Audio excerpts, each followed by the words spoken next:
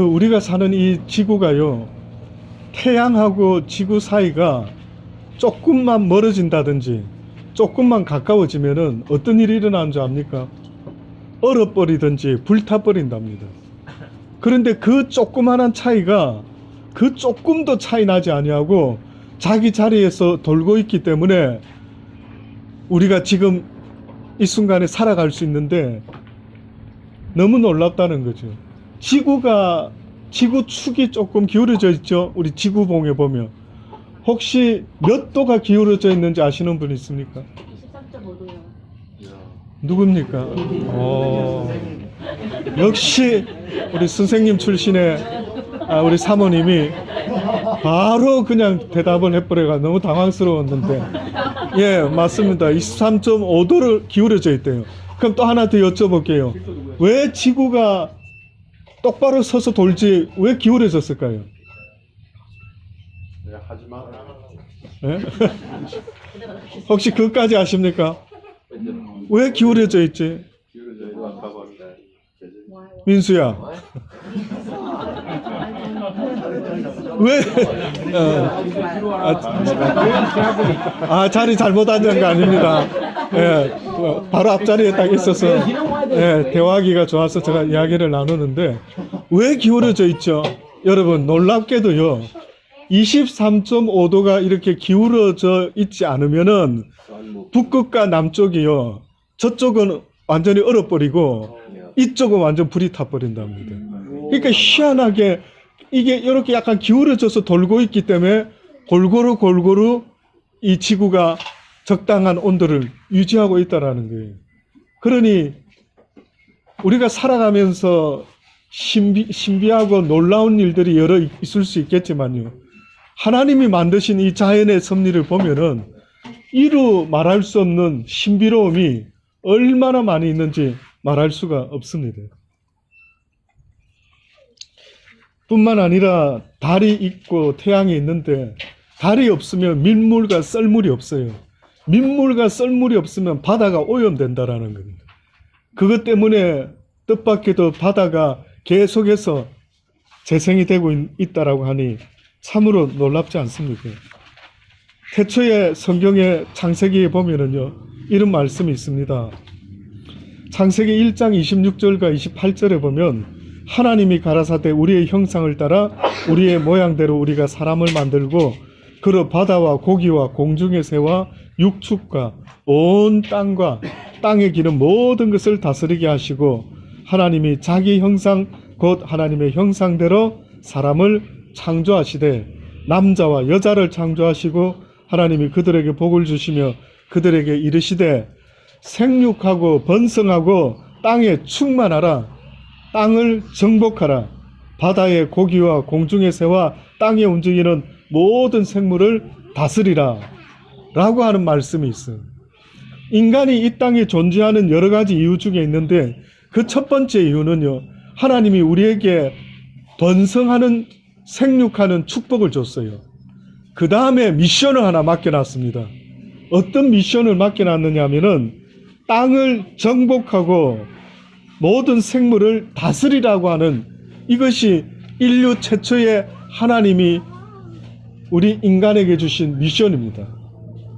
근데 정복하다라고 하니까 사람들이 무슨 어떤 폭군이 나라를 막 정복하는 이런 걸 생각하는데 뜻밖에도 정복한다라는 그 원래 원어의 의미 속에 우리가 잘 아는 컬처라고 하는 게 있어요.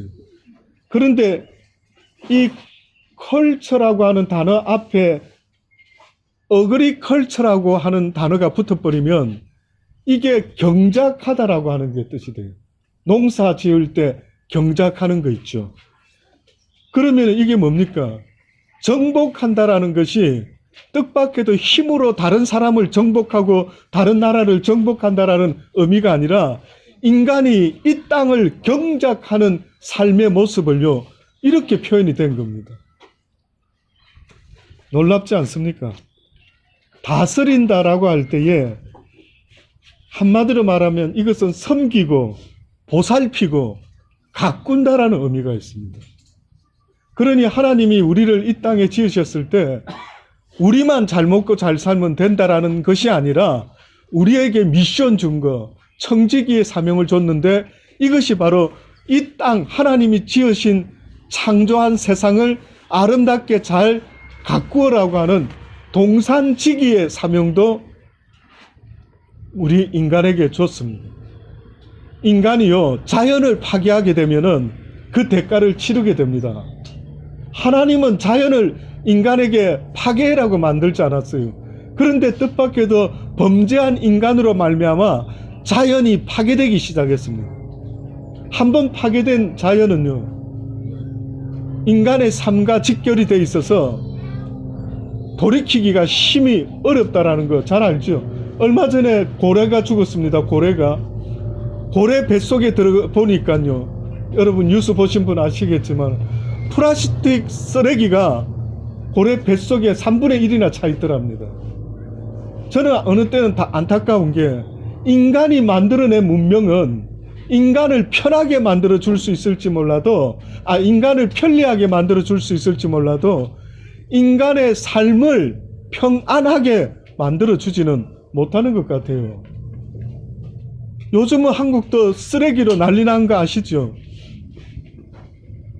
재생 쓰레기들을 그전엔 중국에 많이 수출을 한 모양이에요. 이제 중국이 안 받겠다 이렇게 하니까요, 막 쓰레기 처리가 지금 막 문제가 되어서 이럽니다. 걱정이 되더라고요. 과연 영화 속에서 나오는 지구를 떠나서 새로운 행성을 찾아가지고 지구 인간들이 이주를 해야 되지 않느냐. 이게 그냥 영화 속 이야기만 아닐 수도 있지 않을까라는 생각이 듭니다. 오늘 우리가 지내면서도요, 자연을 만끽하는 건 좋은데 뿐만 아니라 자연을 잘 가꿀 수도 있는, 보존하고 지킬 수도 있는 그 마음이 우리에게 필요하다라는 생각을 합니다. 그래서 범죄한 인간이, 하나님을 떠난 인간이 사실은 자기의 삶도 망가졌지만은 이 피조 세계도 우리 인간 때문에 저주를 받고 말았어요. 그래서 여러분 아십니까? 아담이 범죄해서 벌을 받을 때에, 하나님께서 벌을 내리실 때에 아담 너 때문에 땅이 저주를 받아가지고 땅이 가시덤불과 엉겅퀴를 내게 될 것이다라고 이렇게 저주를 받게 되었죠. 그래서 그랬는지 로마서 8장 성경 말씀의 19절로부터 보면 이런 신비스러운 이야기가 있어요. 어떤 이야기가 있느냐면, 피조물이 고대하는 바는 하나님의 아들들이 나타나는 것이니 피조물이 허무한 데 굴복하는 것은 자기 뜻이 아니요 오직 굴복해 하시는 이로 말미암음이라. 그 바라는 것은 피조물도 썩어짐의 종노릇 하는 데서 해방되어 하나님의 자녀의 영광의 자유에 이르는 것이니라. 피조물이 다 이제까지 함께 탄식하며 함께 고통하는 것을 우리가 아나니, 이렇게 이야기합니다. 놀랍지 않습니까? 피조 세계가 탄식을 한대요. 피조 세계가 빨리 이 세상이 회복됐으면 좋겠대요. 그러면서 한다라는 말이 하나님의 아들들이 이 땅에 다시 나타나기를 고대한다라는 거예요. 결국은 어떻게 보면은 하나님의 사람이라고 하는 하나님의 사람들은요, 나의 삶을 지킬 뿐만 아니라 하나님이 만드신 이 아름다운 자연을요, 또한 어떻게 보면은 지켜나갈 줄 아는 그러한 존재가 바로 하나님의 아들들이지 않는가라는 생각을 하는 겁니다.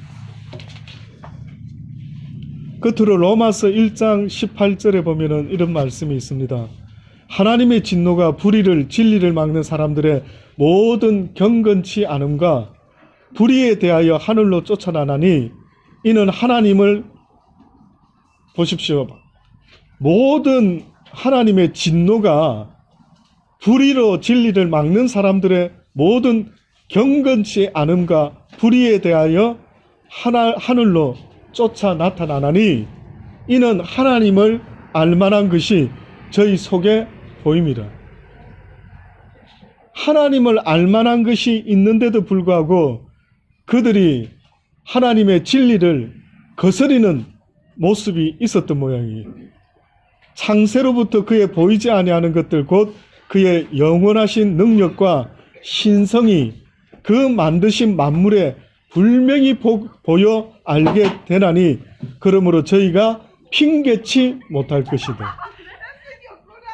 하나님을 알되 하나님으로 영화롭게도 아니하며 감사치도 아니하고 오히려 그 생각이 허망하여지며 미련한 마음이 어두워졌나니 스스로 지혜 있다 하나 우둔하게 되어 썩어지지 아니하는 하나님의 영광을 썩어질 사람과 금수와 버러지 형상의 우상으로 바꾸었다. 많은 사람들이 하나님이 어디 있느냐라고 한답니다. 그러나 하나님은 분명히 말합니다. 너희가 이 자연을 보고도 이 천지를 보고도 하나님이 있음을 보지 못하느냐. 핑계치 못하리라. 언젠가 나 전능자가 너희의 인생을 허락한 나가 너희의 인생을 멋대로 살아도 되는 것이 아니라 너희에게 준 미션이 있는데 그 미션대로 살지 못하고 말씀에 순종치 못했던 자들에게 대해서는 내가 분명히 물어볼 것이다. 여러분, 인생은 그냥 살면 되는 거 아닙니다. 아무리 세상에 어렵고 힘든 일이 있고 돈을 벌어야 되는 이런 현실적인 문제가 있을지라도요, 여러분, 세상에서 가장 복되고 지혜롭고 괜찮은 인간이라는 것은요, 하나님을 기억하고 살아가는 겁니다. 하나님을 잃어버리면 다 잃어버리는 겁니다. 아무리 세상에서 얻은 것이 별로 없다 할지라도 장가도 못 갔고 자식도 없고 돈도 없다 할지라도요, 하나님을 잃어버리지 않았다면 그는 모든 걸 다 얻은 자인 겁니다. 그러나 하나님을 잃어버렸다 한다면 죄송하지만 이 땅에서는 웃어삼고 큰소리치고 살지 모르지만 언젠가 부르신 전능자 앞에 서게 될 때에는 심히 당황스러운 일이 생길 수도 있다라는 겁니다. 그러니 저는 여러분이 참으로 복되다고 믿어 의심치 않습니다. 저는 복된 여러분들하고 이런 대화를 나눌 수 있어서 얼마나 기쁘고 오늘 이렇게 또 좋은 자연에 나와서 함께 시간을 나눌 수 있어서 얼마나 좋은지 모릅니다. 세상에 보십시오. 술 친구도 있고 막 온갖 세상 친구들 천지겠지만 누가 하나님을 기억하며 사는 사람이겠는가? 그 차이는 하늘과 땅 차이다. 하나님을 기억하면서 사는 사람의 모습과 하나님을 모르고 사는 사람은요, 한마디로 말하면은 어른도 없이 사는, 우리가 저 쌍놈 아니야? 쟤는 어른도 몰라? 예. 어른도 모르고 사는 사람이 있으면 우리는 막 눈살을 찌푸리죠. 마찬가지로 하나님을 모르고 살아가는 사람은 얼마나 무례할까요? 얼마나 교만할까요? 교만 안 한 것 같습니까? 참으로 진정한 겸손한 사람이라 하는 것은요, 자기를 지은 창조자를 기억하고 이 자연에 나와서 이 아름다운 자연을 볼 때마다 지은 이가 있으시구나. 하나님께 땡큐 갓. 이 모든 걸 주신 당신께 감사를 드립니다. 이게 험불, 이게 겸손이다. 이게 이 세상에서 가장 인간으로서 할 수 있는 겸손의 모습 아닐까? 저는 믿어 의심치 않습니다. 뭐 얼마나 대단히 겸손을 해야 겸손이 아니라 천지를 지으신 하나님을 인정하는 사람, 이 사람이 저는 가장 세상에서 겸손한 자의 본이 된다라고 믿어 의심치 않습니다. 사랑하는 여러분, 저도 여러분 영혼을 위해서 기도하고 있습니다.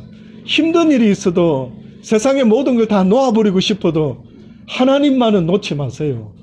그분이 나를 지으신 분이요, 그분에게만 위로가 있습니다. 어느 날 그 하나님께서 부족한 저에게 알려주신 게 있었어요.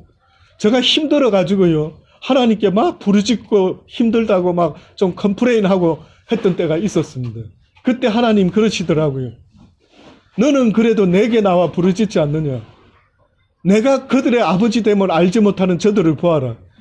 저들은 힘들고 어려워도 누구한테 가서 나 좀 도와주세요라고 하는 그 말도 할 데가 없는 사람이 있다.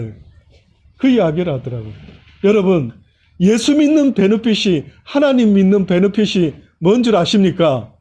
어렵고 힘들고 누구한테 의지할 데가 없는데 하나님께, 예수님께 의지할 수 있다라는 것은 얼마나 큰 힘이 되는지 이루 말할 수가 없습니다.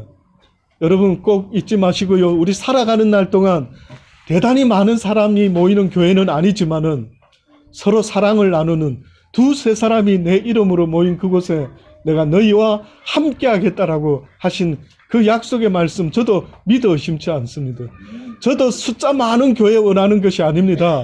두세 사람이 모여 있더라도 마음을 같이 나누고 힘들 때 같이 걱정해주고 같이 기도해주고 즐거운 일이 있을 때 같이 즐거워하고 같이 기뻐할 수 있는 삶이 있는 믿음의 삶이 되었으면 좋겠어요.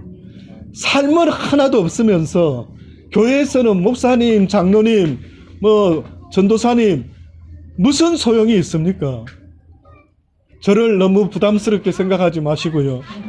목사라고 느끼기보다 저는 그리스도 안에서 한 형제 자매, 그냥 형님이라고 불러주시고 오빠라고 불러주셔도 됩니다.